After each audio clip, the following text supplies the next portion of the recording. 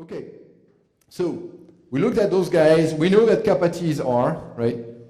And so what can we say? Which are squeezed, which are anti-squeezed? You tell me whose operators are squeezed.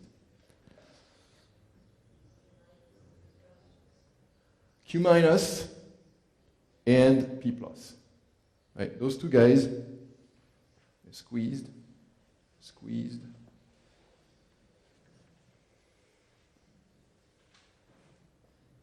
Because this.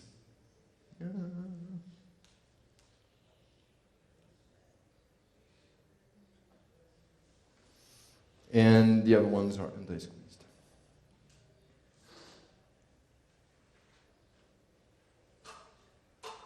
Okay, so it's more complicated now. I'm not going to draw my phase space in 4 dimensions. Because if I could draw in 4 dimensions, my teaching evaluations would be awesome. And but I know that I have 2 squeezed operators. And that I'm going to focus on that, right? Because I can rewrite those.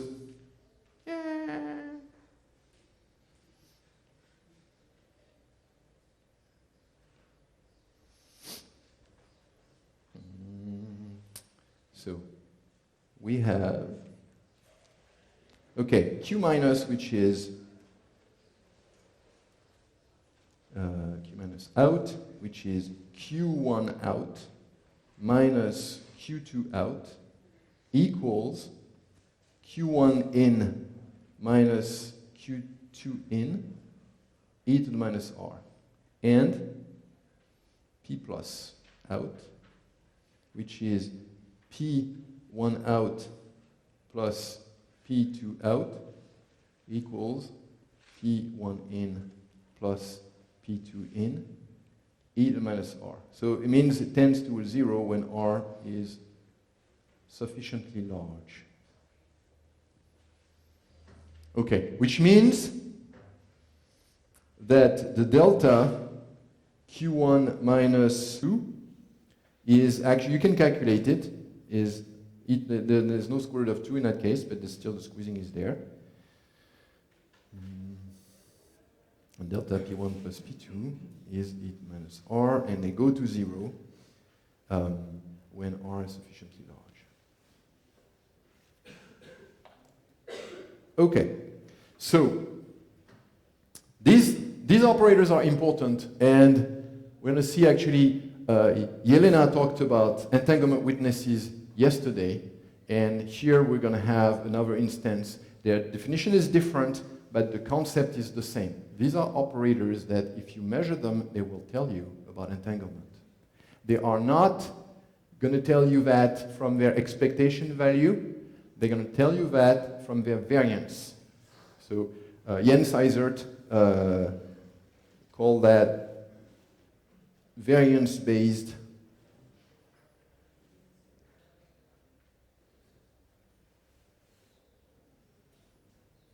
entanglement witnesses.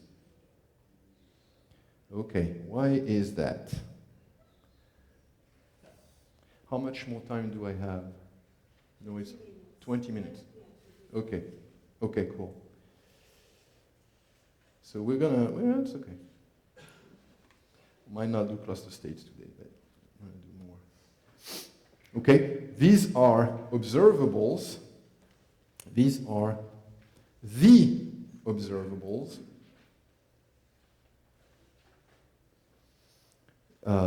We want to measure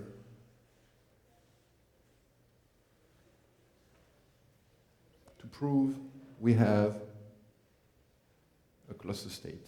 No, well, it is. We have a two-mode squeeze state.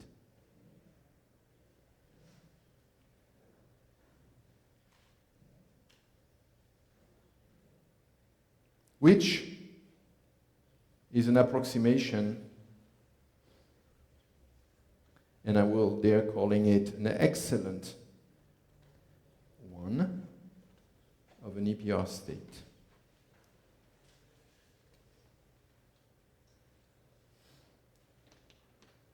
Which is non-physical.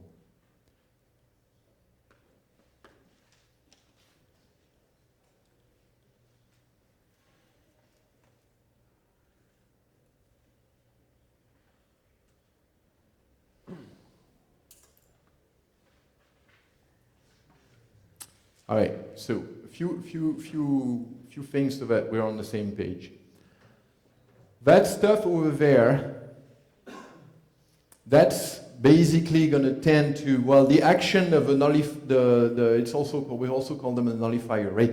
An operator is going to tend towards 0 all the time. When it acts on the state, it's always going to give 0, right? But that's the eigenvalue, right? That's the eigenvalue of a measurement. You're always going to find 0, which means when you measure that quantity and that quantity, you're going to find that they're equal, okay? You measure that quantity and that quantity, you're going to find that, well, the sum is equal, that is, they're opposite, right? Equal and opposite. So, so this is the eigenvalues of the infinitely squeezed state. So that's what I want to write next, the infinitely squeezed state. This is what in the lab? What does that mean? Delta Q1 minus Q2 equals 0.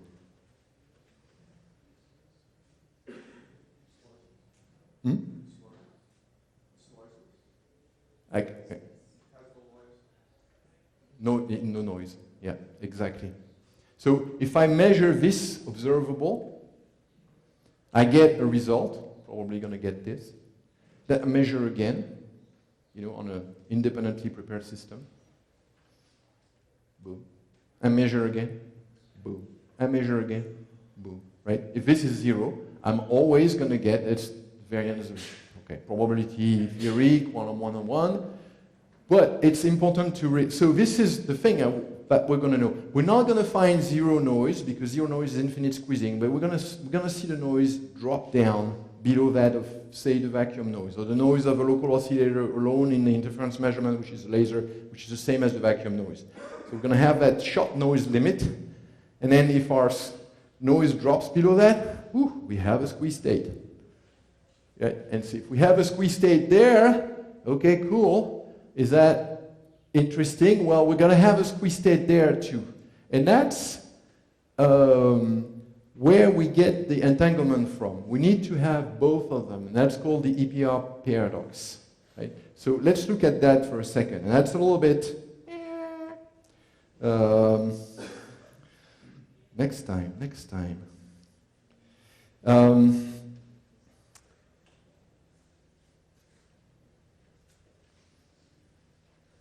So, of course, if you know the answer in advance, then you know what it is. But we're going to look in the limit. We take the limit of infinite squeezing, the unphysical limit, but still convenient.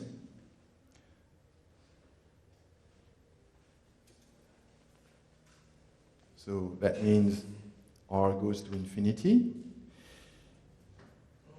Then the state psi must be an eigenstate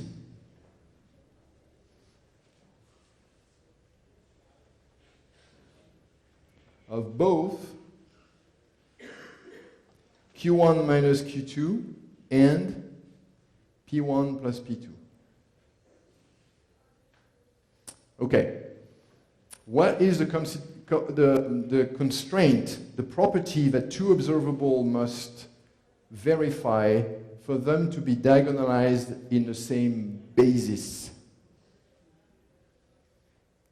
You remember? Yeah. So here, I'm not talking about basis, I'm just talking about one state, so technically I'm not being rigorous, but mathematicians prove things rigorously, physicists prove things vigorously. That's Eduardo Fradkin, from what I heard. So, if I could, I can define actually a basis of such states. We'll see that later. So we would like Q1 and these two operators to commute, but they do commute, right? And Q1 minus Q2, P1 plus P2, Well, that commutator is pretty easy to write as Q1 P1 minus P2, and that's because it's the technically it's it's fine. It's the identity operator on both spaces at the same time. I can write a tensor product. I'm just too lazy to do that. That's 0. That's completely a commute. That was remarked for the first time by none other than Niels Bohr in 1935, where he wrote a paper to answer another paper that was written by Einstein, Podolsky, and Rosen, where they were saying, there's something weird about quantum physics.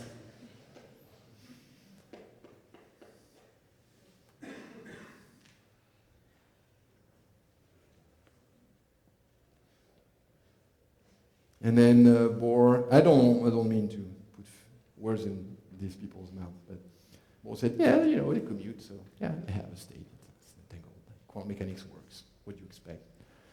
And then Schrödinger came the same year and said, well, let me tell you something. If I put a cat in a box, and do we need to worry about that stuff? I don't think so. Thank you very much. And then we're like trying to build quantum computers that are supposed to be in cat states. So it's like, no, I think it's important, or maybe we're totally delusional, and Schrödinger is right, and we should go back and, like Pauli said, maybe I should go back and try to write the great 20th century novel or something. And then it was a different kind of novel. I forgot what it was. It was a literary current novel. He wanted to write, and said sometimes he was very moody about physics, but it's okay. I can't understand why Pauli was moody about physics, but I'm not at the same level. But, okay, what state can we write that would be a common eigenstate of both these guys? Well, I can try, Q for mode 1, Q for mode 2. That's an eigenstate of Q1, Q minus, right? Check. All right. Is it an eigenstate of P plus? If I look at this, I don't know.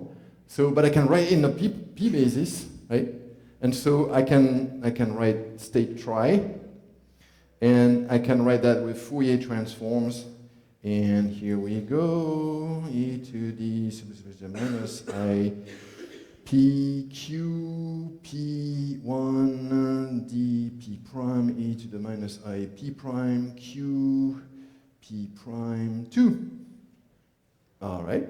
Then I apply P1 plus P2 to the tri-state. And I'm getting this, the other integral there, the phase factor that's like that. And then I'm getting P plus P prime. And I'm getting my cats like that. And is this equal to the state itself? No. Right, because those guys, they are just not gonna factor, they would need to factor out, and they don't, right? And so,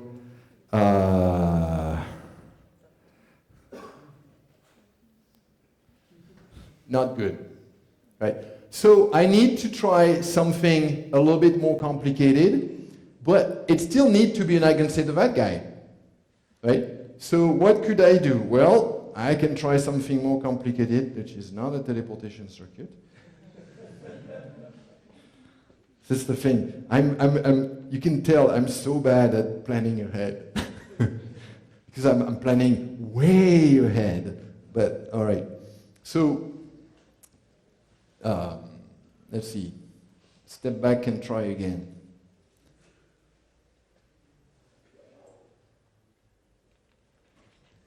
Nadja, you're going to have to wave hard when I'm getting dangerously close to the edge. So this is the try again state.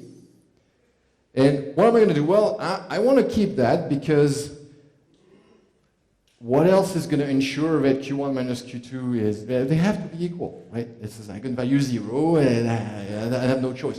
What can I do to make it more general? Well, I'm going to stick a wave function in there and boom. Right, and try that. That's as general as I can make it while still keeping, so still an eigenstate of Q minus. And then we're going to take those and do teleportation with them next time. So that'll be fun. But okay, now I need to try P1 plus P2 to apply P1 plus P2 to it. Okay, so I'm doing the same thing. I'm Fourier transforming the same thing and blah, blah, blah. So here we go. P1 plus P2 apply on try again. And I'm getting, I'm gonna do this. I'm gonna add a psi of Q in there. I'm gonna have this, and that's, so you know what?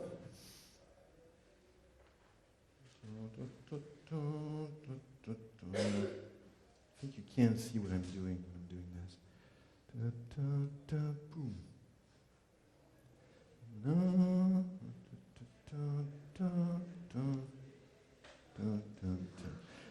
I can't tell you how much my students hate me when I do that and they're taking notes. It's like, try to catch up, sucker!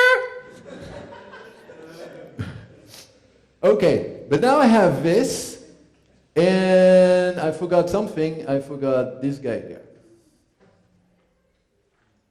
There.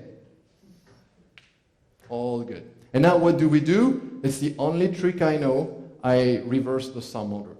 That's the only integration trick I know. I know nothing else. The other integration trick I know is Mathematica.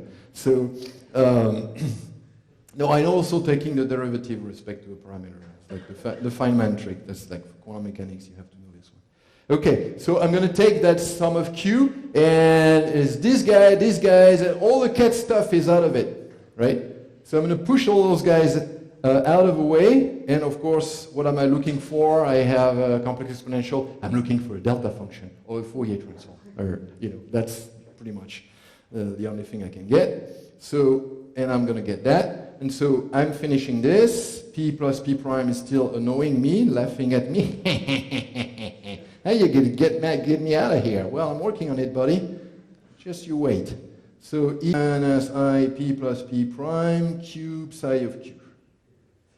Ooh, Fourier transform.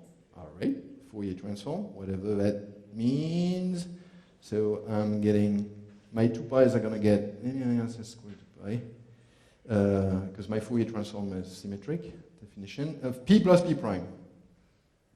Okay, so now I put that all together, like that. I'm still have dp prime, P plus P prime, psi tilde, P plus P prime, ket P prime. And now I just want this must go. Right? What can I do to kill it? Well, I can make it 0.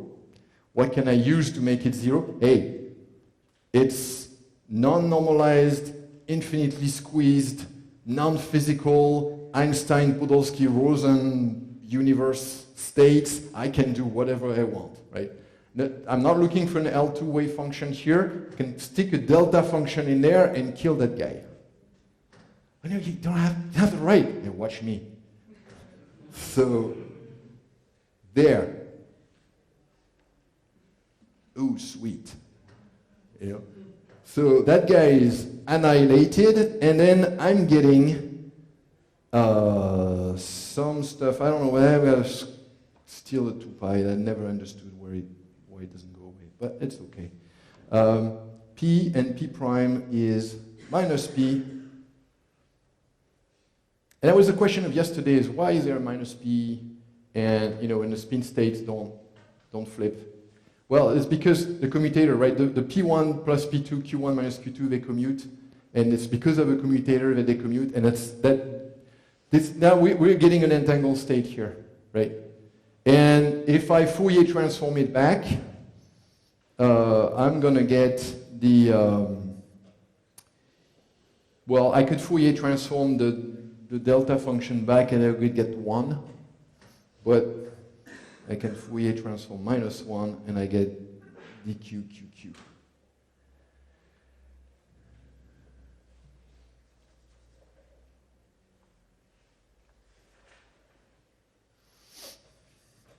So this is an Epr state. And really, at this point, I think I want to make sure I say everything I need to say about this. But that's pretty much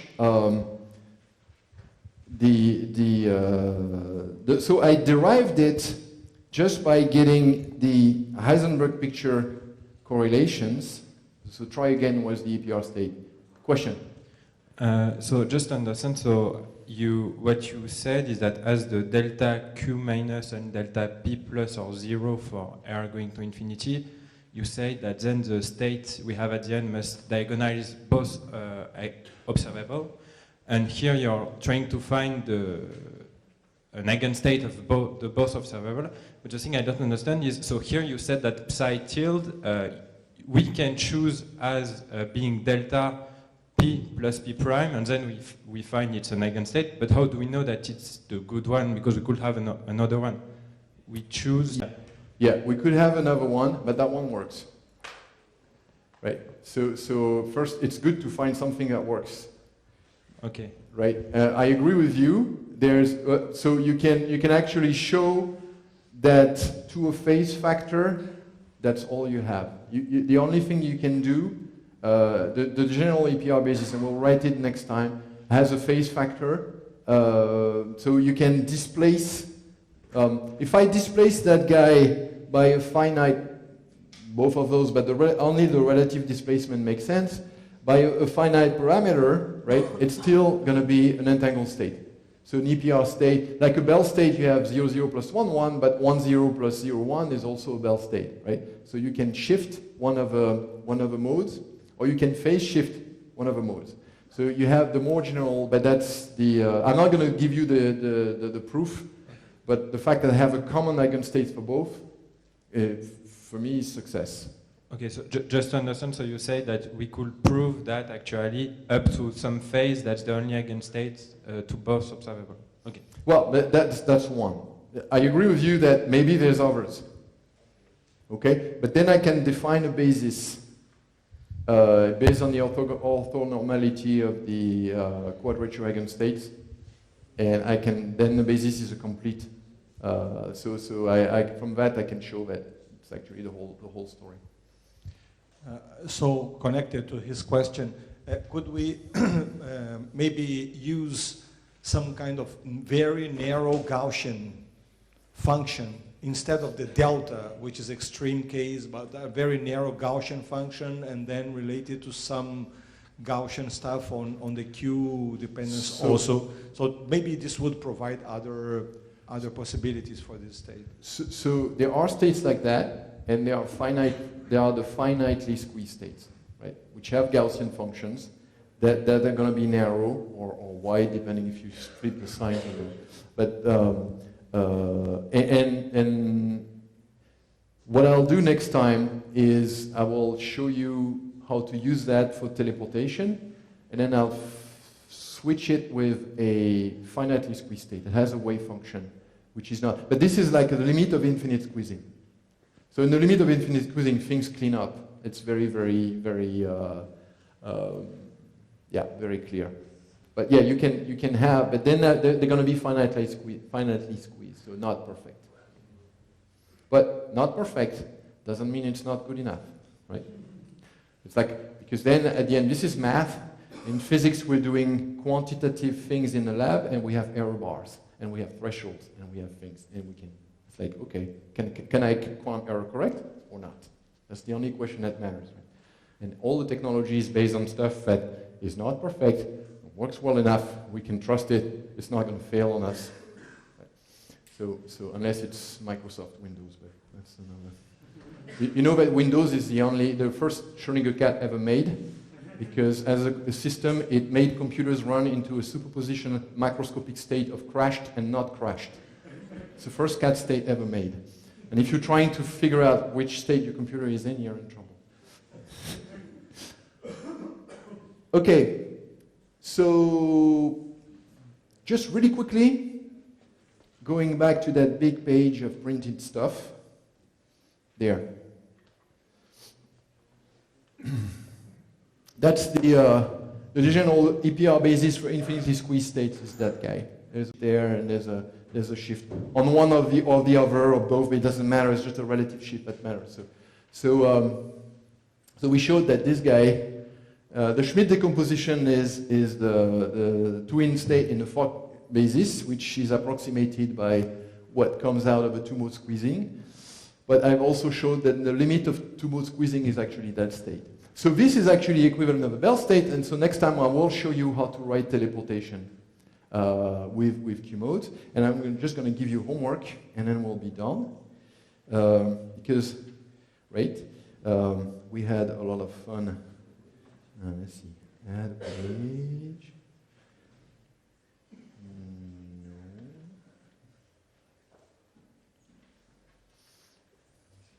It's very, very short. Very short homework. Well, it's like Landau, right? The problem is very short. Solution has 10 pages after that.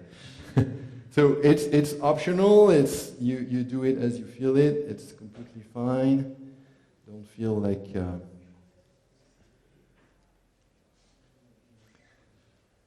calculate the infinitely squeezed state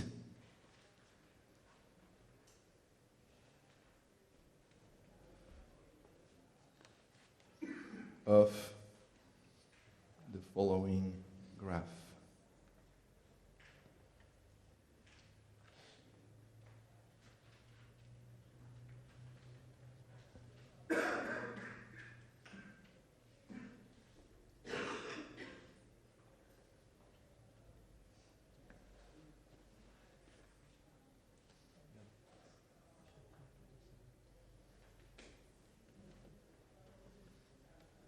And you have to tell me what state it is.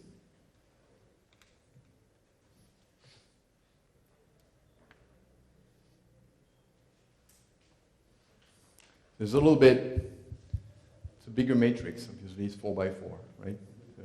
Diagonalize that, use Mathematica or something.